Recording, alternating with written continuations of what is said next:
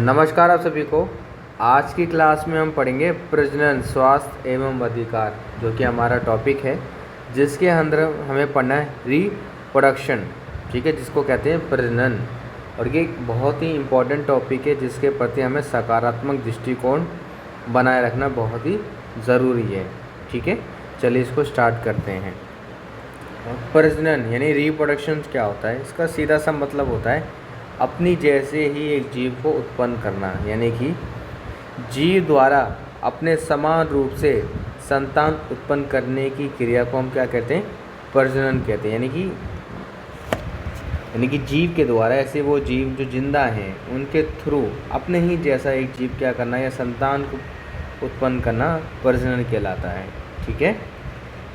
विभिन्न जंतुओं में प्रजनन के ढंग भी क्या होते हैं? अलग अलग होते हैं, ठीक है। अलग अलग जीव जंतुओं में अलग अलग प्रजनन करने के क्या होते हैं? तरीके होते हैं।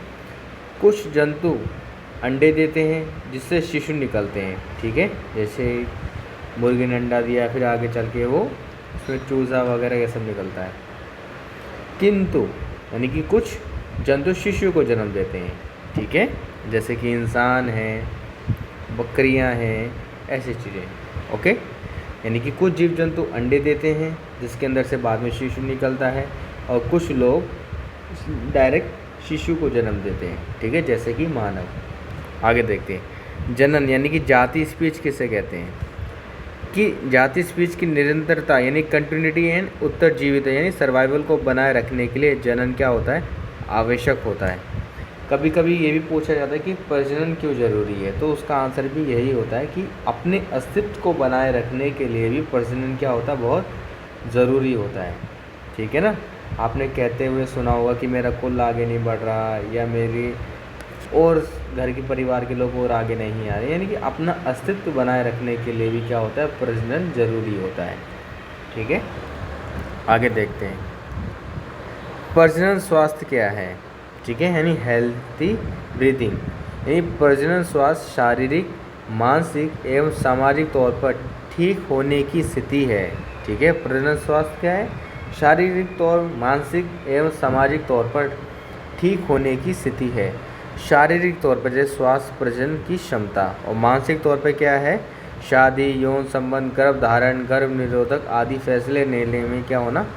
सक्षम होना, ओके। प्रजनन स्वास्थ्य का क्या होता है? अधिकार होता है, क्योंकि कभी भी कोई लेडीज़ है या कोई कपल्स हैं, माँ बाप बनना चाहते हैं, तो वो शारीरिक तौर पे भी व मानसिक तौर पे भी स्वस्थ होने चाहिए, ताकि जब बच्चे का जन्म हो तो वो हेल्दी हो, ठीक है। और ऐसा भी ना हो कि बच्चे के जन्म के दौरान माँ को या पिता को किसी प्रकार का मानसिक तनाव इन सब का सामना करना पड़े, या शारीरिक तौर पे किसी प्रॉब्लम को फेस करना पड़े। इसलिए एक स्वास्थ्य यानी हेल्थी ब्रीडिंग होनी चाहिए, जिसमें मानसिक और शारीरिक दोनों तरीके से जो कपल्स हैं स्वस्थ रहने चाहिए, ओके। और ये सब उनका स्वयं फैसला होना चाहिए कि वो माँ बाप बने ना बने, ये सारी चीज़ें। ये माँ और बच्चे दोनों को संक्रामक रोगों से क्या है? बचाता है, और एक स्वस्थ बच्चे को क्या करता है? जन्म देता है। एक तो ये है कि बच्चे का अच्छे से जन्म हो, और दूसरा कि उसे किसी प्रकार की कोई बीमारी ना हो, ठीक है। ये प्रारंभिक गर्भावस्था, बांझपन, जन्म नियंत्रण विधि, गर्भावस्था, बच्चे और माँ की परवरिश के बाद की देखभाल आदि के बारे में पूरी जानकारी प्रदान करता है, ठीक है ना। ये अधिकारों की बात होती है कि स्वास्थ्य से संबंधित यानी प्रजनन स्वास्थ्य से संबंधित अधिकार, तो ये कैटेगरी उसमें भी आ जाती है, ओके। आगे देखते हैं। प्रजनन क्यों ज़रूरी है, क्यों आवश्यक है? तो ऑब्वियसली बात है, एक तो अपने अस्तित्व को बनाए रखने के लिए प्रजनन बहुत ज़रूरी है, ठीक है। और आगे क्या है? प्रजनन युवा लोगों के उत्पादन, वही है कि अपने जैसे लोगों की संख्या को बढ़ाने के लिए तो चाहिए, ठीक है। प्रजनन युवा लोगों के उत्पादन की जैविक प्रक्रिया, यानी कि अपने जैसे लोगों के उत्पादन करने की एक प्रक्रिया है प्रजनन। और अपने अस्तित्व को बनाए रखने के लिए भी क्या चाहिए? हमें प्रजनन की आवश्यकता है। और प्रजनन दो प्रकार के होते हैं, एक लैंगिक और एक अलैंगिक, यानी सेक्सुअल रिप्रोडक्शन और एक असेक्सुअल रिप्रोडक्शन, ठीक है। ये पहले में क्या है? ये बच्चों को पैदा करने का एक प्राकृतिक तरीका है जिसमें माता पिता शामिल होते हैं, और प्रजनन की इस विधा में नर और मादा युग्मों का संलयन होता है, ठीक है ना। ओके, मनुष्य, पशु, पक्षी, सरीसृप यानी कि रेप्टाइल जो रेंगने वाले होते हैं, कीट यानी इंसेक्ट, कीड़े वगैरह, पौधे, सभी लैंगिक जनन करने वाले जीवों के क्या हैं, ये उदाहरण हैं जिनके अंदर एक सेक्सुअल एक्टिविटीज़ होती है। ओके, अलैंगिक असेक्सुअल रिप्रोडक्शन, जिसके अंदर सेक्सुअल एक्टिविटीज़ नहीं होगी।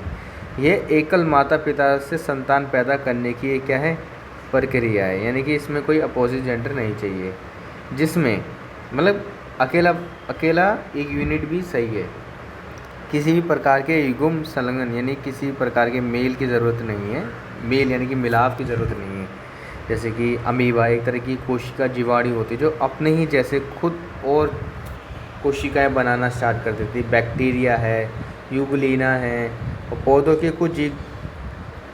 की कुछ प्रजाति जहाँ प्रजनन के अलैंगिक तरीक़ों से प्रजनन करती है, यानी वो सारी चीज़ें जैसे बैक्टीरिया है, ओके, कोशिकाएं हैं, पेड़ पौधे की कुछ जातियां हैं जिसमें किसी प्रकार की ऐसी कोई सेक्सुअल एक्टिविटीज़ नहीं लगती, वो नेचुरली अपने आप कर लेते हैं। ओके, आगे देखते हैं। आई होप आपको ये थोड़ा बहुत समझ आ गया होगा। तो लैंगिक है जिसमें सेक्सुअल एक्टिविटी होगी और अपोजिट जेंडर होंगे, लेकिन इसके अंदर ऐसा कुछ नहीं। सिर्फ प्रोडक्शन का मतलब ये नहीं कि बच्चे का जन्म हो, प्रोडक्शन तो भाई बैक्टीरिया, एक से एक ज़्यादा बैक्टीरिया बढ़ते जा रहे हैं, पैदा होते जा रहे हैं, तो ये भी तो चीज़ें हैं, ठीक है। अब आता है प्रजनन स्वास्थ्य के उद्देश्य क्या होते हैं, ठीक है, प्रजनन स्वास्थ्य के उद्देश्य। और ये जो टॉपिक है आप सबको अपनी बुक से ज़रूर पढ़ना है, ठीक है, इंपॉर्टेंट है बुक से भी, उससे भी हम पढ़ेंगे, टेंशन ना लो, कुछ चीज़ें निकालेंगे इंपॉर्टेंट चीज़ें, उसे पढ़ेंगे, डाटा इंपॉर्टेंट है उसके अंदर। प्रजनन स्वास्थ्य के उद्देश्य क्या है, पहला है ग्रामीण क्षेत्रों में रहने वाले लोगों के लिए क्वालिटी मातृत्व एवं प्रजनन स्वास्थ्य सेवाओं को प्राप्त करने के योग्य बनाना, यानी ग्रामीण क्षेत्रों में रहने वाले लोगों को स्वास्थ्य से संबंधित अच्छी क्वालिटी लाइफ देना और जानकारी देना। मातृत्व स्वास्थ्य यानी मदर हेल्थ को प्रभावित करने वाले रोगों की रोकथाम करना, यानी उन सभी चीज़ों को रोकना जिससे किसी मदर की हेल्थ को क्या हो, परेशानी होती है, ठीक है। स्थानीय कारकों, स्वास्थ्य केंद्र, समुदाय और प्रजनन स्वास्थ्य में शामिल पुरुषों और महिलाओं की संस्थागत और मानव संसाधन क्षमताओं का क्या करना, विस्तार करना, यानी कि जितने भी स्वास्थ्य संबंधित विभाग है वहाँ पे सभी लोगों की एक तो पहुँच होना, ताकि प्रजनन व स्वास्थ्य संबंधित चाहे मेल हो चाहे फीमेल हो, दोनों को स्वास्थ्य संबंधित जानकारी व वहाँ तक उनकी पहुँच हो सके, ठीक है, हर स्तर में। अब आता है प्रजनन स्वास्थ्य के प्रति जागरूकता, अवेयरनेस, प्रजनन रिप्रोडक्शन के लिए यह हर युवा को यौन और प्रजनन स्वास्थ्य के बारे में शिक्षित करने में क्या करता है, मदद करता है। आजकल स्कूलों में भी इसके प्रति जानकारियाँ दी जा रही है, ठीक है, वो भी सकारात्मक तौर पे, ओके। और अच्छी बात है, स्कूलों में भी ये सारी चीज़ें होनी चाहिए, जानकारी होनी चाहिए, ओके। अपने से संबंधित तो हर, चाहे लड़का हो चाहे लड़की, उनको जानकारी तो होनी चाहिए, ओके। ये किशोरों यानी टीनेजर्स में सुरक्षित यौन प्रथाओं के बारे में जागरूकता क्या करता है, पैदा करता है। यह HIV एड्स सहित यौन संचारित संक्रमणों को रोकने में भी क्या करता है, मदद करता है। ये माँ और बच्चे दोनों को संक्रामक रोगों से बचाता है और एक स्वस्थ बच्चे को जन्म देने में मदद करता है, क्योंकि ऑब्वियसली जब लोगों को जानकारी होगी स्वास्थ्य से संबंधित, तो इन सब चीज़ों से वो क्या होंगे, अपडेट होंगे, जानकारी रहेगी उन्हें, और एक अच्छे स्वास्थ्य की कामना पूरी हो सकती है, ओके। और एक अच्छे बच्चे का भी जन्म होगा। कि प्रारंभिक गर्भावस्था, बांझपन, जन्म नियंत्रण विधि, गर्भावस्था, बच्चे और माँ के प्रसव के बाद की देखभाल आदि के बारे में क्या करता है, पूरी जानकारी देता है कि एक लेडीज़ को अपने प्रजनन से संबंधित क्या क्या जानकारियाँ होनी चाहिए, वो सारी जानकारियाँ इसमें दी जाती हैं, ठीक है।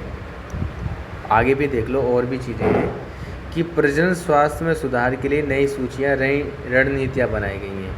पहला, यौन शिक्षा की शुरुआत सरकार द्वारा उठाए गए कदमों में से एक है, जिसका उद्देश्य टीनेजर्स में सुरक्षित यौन प्रथाओं के बारे में जागरूकता पैदा करना है। कि आज के किशोर अवस्था के जो लड़के हैं, ठीक है, चाहे लड़कियां भी हैं, उनको ये सारी यौन एक्टिविटीज़ के बारे में पता होना चाहिए, उनके सभी सुरक्षित मायनों के बारे में पता रहना चाहिए। सिर्फ एक गंदा सा दृष्टिकोण नहीं बनाना चाहिए, ठीक है। सारी प्रति जानकारी होनी चाहिए। मैं उम्मीद करता हूँ मेरी बात समझ पा रहे होंगे, ओके। अगर किसी को डाउट हो तो मैं दोबारा वीडियो बना दूँगा, कोई दिक्कत नहीं है। जैसे जैसे किशोर पुनरुत्पादन के योग्य होते हैं, यानी रिप्रोडक्शन के में जाते हैं, उस स्थिति में बनने लगते हैं, उन्हें असुरक्षित यौन प्रथाओं और पारंपरिक गर्भावस्था के परिणामों के बारे में सूचित करना आवश्यक है। जब मतलब कि यंग होने लग जाते हैं, ठीक है, अब बाप बनने की उम्र में आने वाले हैं, तो फिर भी माँ बाप की उम्र में बनने वाले हैं, ठीक है, तो उनको अपने से प्रति और प्रजनन से संबंधित सभी जानकारियाँ होनी चाहिए। 9वीं से 12वीं कक्षा तक के विभिन्न स्कूलों में राष्ट्रीय किशोर शिक्षा कार्यक्रम के कार्यान्वयन से प्राप्त किया जा सकता है। यानी 9वीं 12वीं कक्षा के स्कूल, विभिन्न स्कूलों में राष्ट्रीय किशोर, यानी कि 9वीं और 12वीं के अलग अलग स्कूलों में, विभिन्न अलग अलग स्कूलों में ये सारी चीज़ें पढ़ाई जा रही है, संचालित की जा रही है, ठीक है, लोगों को जागरूकता करी जा रही है। एक विषय बना देना चाहिए सबके प्रति कि 12वीं क्लास में 11वीं क्लास में सब लोग इसको अच्छे से पढ़ें। एक तो 9th 10th में तो पढ़े ही पढ़ें और आगे भी ढंग से पढ़ें, समझे।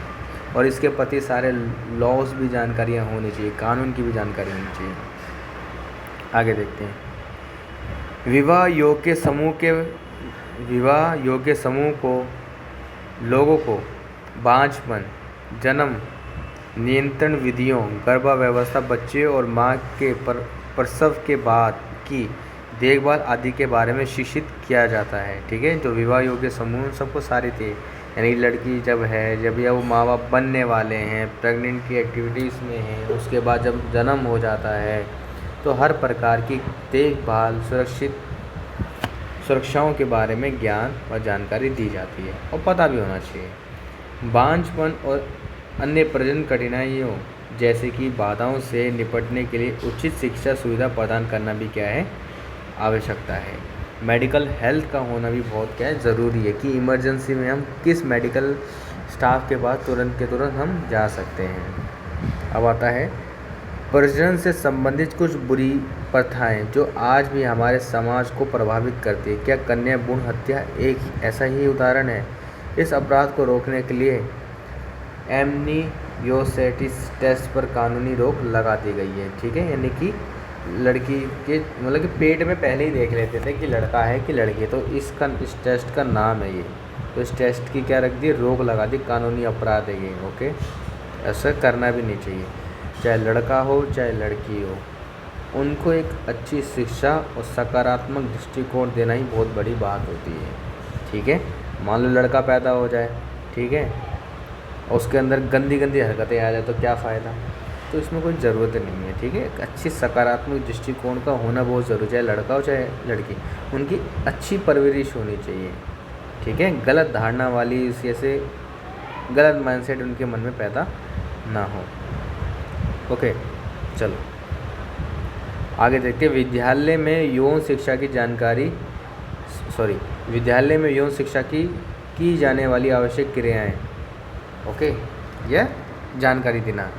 यौन दुरुपयोग व यौन अपराधों की जानकारी देना, ठीक है। सेक्सुअल जो भी एक्टिविटीज़ होती हैं स्कूल्स में, जो भी गलत धारणा लोग बच्चे बना लेते हैं, तो इस प्रकार की जानकारियाँ देना, अपराध से प्रति सारी जानकारी देना, सकारात्मक दृष्टिकोण बनाना, ठीक है।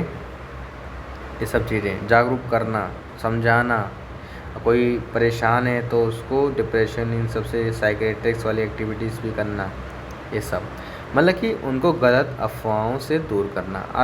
आजकल के जो टीनेजर्स हैं इन सब के प्रति बहुत गलत धारणाएं उनकी बनी हुई है और मिस जानकारियाँ होती, गलत जानकारी होती है उनके पास, जो कि गलत है। जनन सक्षम आयु के लोगों को विकास पूर्व संग निरोधक उपायों की जानकारी देना, ठीक है। गर्भवती स्त्री को उचित देखभाल प्रदान करना, ठीक है, यानी गर्भ निरोधक करना है और गर्भवती महिला तो उसके प्रति सारी जानकारी देना। जन्म के पश्चात माँ या बच्चे की देखभाल किस प्रकार करनी है ये भी ज़रूरी है। स्तनपान का मातृत्व बनाना, ओके। लड़के एवं लड़कियों में अंतर ना करना तथा उन्हें समान महत्व का अवसर प्रदान करना है। ठीक है, चाहे लड़का हो चाहे लड़की, इक्वल अपॉर्चुनिटीज़ उन्हें हमें देनी चाहिए। अब अगली क्लास में पढ़ेंगे प्रजनन स्वास्थ्य क्या है। ये सारी चीज़ें तो हमने पढ़ ली है, अब यही सारी चीज़ें थोड़ी थोड़ी करके रिपीट होगी। ओके, एक दो वीडियोस आएंगी, उसके बाद बुक को भी देखेंगे हम, उसके बाद के टॉपिक ख़त्म। ओके, मिलेंगे आपसे नेक्स्ट क्लास में। किसी को कोई डाउट हो तो वो क्या कर दें, कमेंट कर दिया करें। आज के टॉपिक में हमने पढ़ा है कि प्रजनन है क्या। प्रजनन यानी कि अपने अस्तित्व को बनाए रखने के लिए, ठीक है, तो हमें प्रजनन क्या आवश्यक है। और प्रजनन क्या होता है, अपने ही जैसे शिशु का जन्म देना, अपने ही जैसे एक रूप को दोबारा से जन्म देना। ओके, और प्रजनन दो करने के सारे तरीके हैं। कुछ जीव अंडे के रूप में आते हैं, फिर धीरे उसमें शिशु निकलता है। कुछ जीव डायरेक्ट ही शिशु को जन्म देते हैं। प्रजनन दो प्रकार के होते हैं, जिसमें सेक्सुअल एक्टिविटीज़ होती है, इसमें सेक्सुअल एक्टिविटीज़ नहीं होती। ओके, यानी लैंगिक और अलैंगिक। लैंगिक में क्या होता है, माता पिता यानी कि दो जेंडर्स होते हैं, लेकिन अलैंगिक के अंदर एक सिंगल यूनिट भी हो सकती है, जिसके अंदर बैक्टीरिया, कोशिकाएं, ये सब शामिल आती हैं। प्रजनन स्वास्थ्य के उद्देश्य क्या होते हैं कि स्वास्थ्य से संबंधित सारी सेवाएं महिला तक, महिला किसी भी क्षेत्र में हो उन तक वो पहुंच हो। सिर्फ महिलाओं को स्वास्थ्य से संबंधित जानकारी ना हो, बल्कि महिलाओं और पुरुषों को, दोनों को स्वास्थ्य संबंधित जानकारियाँ होनी चाहिए। ठीक है, ओके। स्कूलों में और किस तरह की हम रणनीतियाँ बना सकते हैं स्वास्थ्य से संबंधित, वो सारी बातें भी हमने इसके अंदर देखी हैं। कि जो कपल्स हैं और माँ बाप बनने वाले हैं या जो टीनेजर्स हैं, तो उन सब के प्रति एक अच्छी जानकारी उनको प्रोवाइड करना, और उनके मन में जो भी किसी प्रकार की गलत धारणाएं जो समाज की बुरी प्रथाओं के द्वारा उनके मन में क्रिएट हो गई हैं, उन सबको ख़त्म करना। ठीक है, ओके, ये सारा हमने पढ़ा था। मिलेंगे वो अगली क्लास में।